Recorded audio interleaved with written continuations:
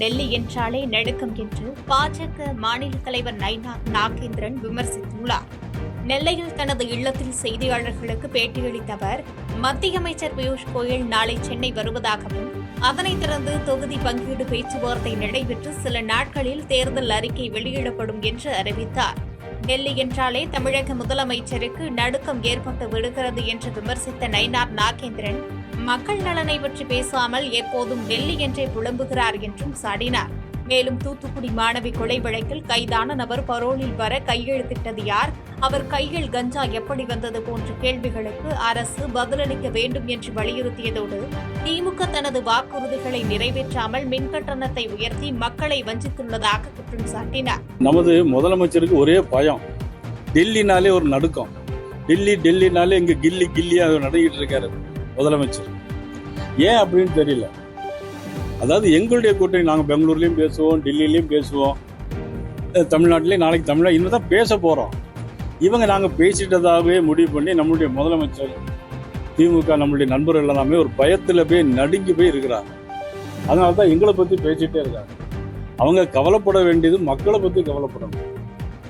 மக்களுக்கு நாங்கள் எதை செஞ்சுருக்கோம், 520 மேலே தேர்தல் வாக்குறுதி சொன்னோம், அதெல்லாம் நிறைவேற்றிட்டோம்.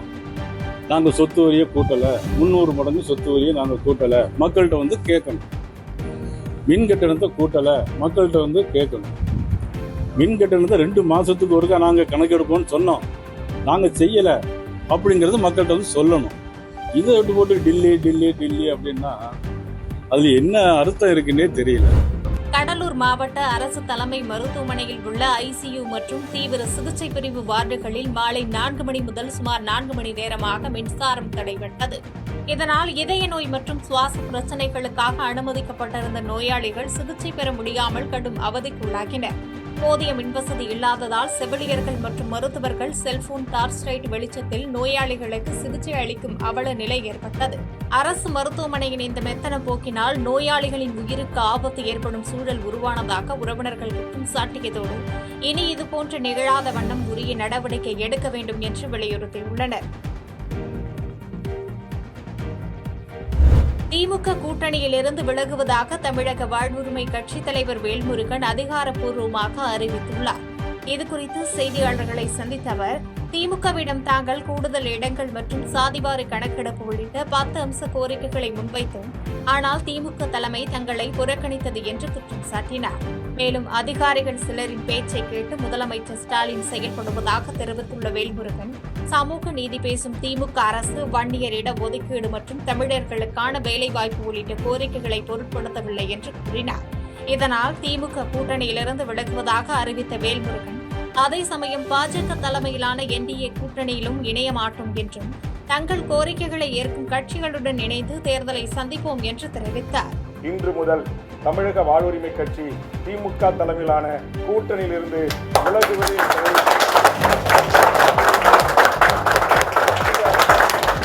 அதிகாரப்பூர்வமாக அறிவிக்கிறேன்.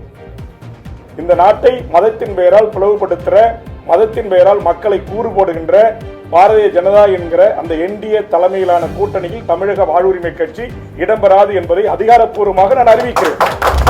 பல பொறுப்புகளில் வைத்து அழகு பார்த்த அதிமுக கட்சி அழிந்துவிடும் என்று கூறி வரும் ஓ பன்னீர்செல்வம், எலும்பு இல்லாத நாக்கு எப்படி வேண்டுமானாலும் பேசுவதற்கு சான்று என்று முன்னாள் அமைச்சர் செல்லூர் ராஜு சாடியுள்ளார். தமிழக சட்டப்பேரவை தேர்தலையொட்டி அமைக்கப்பட்டுள்ள தேர்தல் பிரச்சார ஆலோசனை குழு கூட்டத்தில் பங்கேற்ற பின்னர் செய்தியாளர்களை சந்தித்த செல்லூர் ராஜ் அவர்கள், தமிழகம் முழுவதும் மக்கள் அனைவரும் திமுக அரசு அகற்றப்பட வேண்டும் என்ற மனநிலையில் இருப்பதாக தெரிவித்தார். தமிழகத்தில் யாருக்கும் பாதுகாப்பு இல்லாத சூழல் நிலவுவதாக குற்றம் சாட்டிய அவர், வரும் சட்டமன்ற தேர்தலில் எடப்பாடி பழனிசாமி தலைமையில் ஆட்சி அமையும் என்று கருத்து தெரிவித்தார். மேலும் ஒவ்வொருக்கும் 500 ரூபாய் கொடுத்து பிரச்சாரத்திற்கு அழைத்தாலும் ஓபிஎஸ் கூட்டத்திற்கு மக்கள் வர மறுப்பதாக கருத்து தெரிவித்தார். ஏன்னா இந்த கட்சி ஒரு சாதாரண டீ கடைக்காரரை முதலமைச்சராக்கி 3 முறை முதலமைச்சராக்கி சட்டமன்ற உறுப்பினராக்கி பல துறைக்கு அமைச்சராக்கி அழகு பார்த்த இந்த கட்சிக்கு இன்னைக்கு அழிந்துரும் இல்லை அப்படின்னு சொல்கிற அளவுக்கு அந்த வாய் வருதுன்னா, இந்த எலும்பில்லாத நாக்கு எப்படினாலும் பேசுன்றதுக்கு ஓபிஎஸும் ஒரு உதாரணமாக ஆகிட்டார் பாருங்க.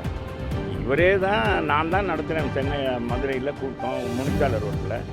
நாங்கள் டீ கடையே வச்சுருந்தவங்க என்ன ஸ்டாலின் போய் டீ கடையில் டீ சாப்பிட்ற பெருசா அப்படின்னு ஒரே தான் பேசினார். ஸ்டாலினை பற்றி பேசாத பேச்சா அம்மா இல்லைன்ற உடனே அப்படியே பிளேட்டை மாற்றி போட்டுட்டார். கரூரில் அதிமுக 40,000 வாக்குகளை கூட பெறாது என்று முன்னாள் அமைச்சர் செந்தில் பாலாஜி சவால் விடுத்து பேசியுள்ளார். கரூரில் நடைபெற்ற திமுக செயல் வீரர்கள் கூட்டத்தில் பங்கேற்ற பின்பு செய்தியாளர்களை சந்தித்த அவர், வரும் 2026 சட்டமன்ற தேர்தலில் கரூர் தொகுதியில் அதிமுக 40,000 வாக்குகளை கூட பெற முடியாது என்றும், மீறி பெற்றால் அது அதிசயம் என்றும் சவால் விடுத்தார். தேர்தல் பணிமனைகள் குறித்த அதிமுகவின் புகார்கள் பொய்யானவை என்று மறுத்த அவர், தோல்வி பயத்தால் மக்களை திசை திருப்ப எதிர்க்கட்சிகள் முயல்வதாக குற்றம் சாட்டினார். மேலும் அதிமுக தனது கொள்கைகளை பாஜகவிடம் அடகு வைத்து விட்டதாகவும், இந்த தேர்தலில் தமிழ்நாடு அணியே மிகப்பெரிய வெற்றியை பெற்று மு.க. ஸ்டாலின் மீண்டும் முதலமைச்சர் ஆவார் என்று தெரிவித்தார். ஆனால் எதிர்முகாமில் இருக்கின்றவர்கள் மக்களை சந்திக்கின்ற பொழுதோ அல்லது உங்களை போல பத்திரிகையாளர் சந்திக்கின்ற பொழுதோ அரசனுடைய அவர்கள் செய்த சாதனைகளை சொல்லி வாக்கு சேகரிக்க இயலாதவர்கள், முடியாதவர்கள் தனிப்பட்ட முறையில் காழ்ப்புணர்ச்சி காரணமாக தனிப்பட்ட விமர்சனங்களை வைப்பது, உரிமையில் பேசுவது போன்ற மிக மோசமான ஒரு மட்டரகமான அரசியலை முன்னெடுத்திருக்கிறார்கள்.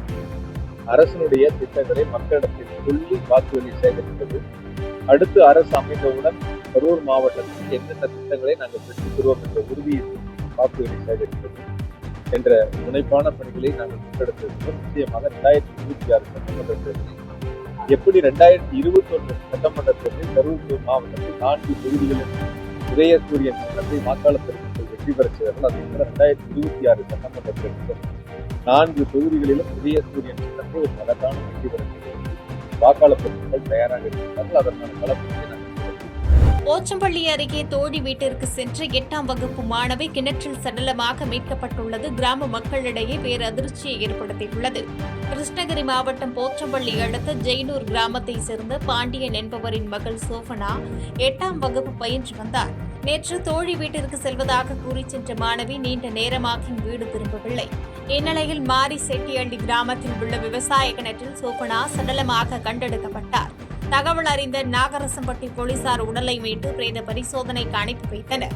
மேலும் பள்ளி சிறுமியின் மரணம் தற்கொலையா அல்லது வேறு ஏதேனும் காரணமா என்பது குறித்து போலீசார் தீவிர விசாரணை நடத்தி வரும் நிலையில் இச்சம்பவம் அப்பகுதி மக்களிடையே பெரும் சோகத்தை ஏற்படுத்தியுள்ளது.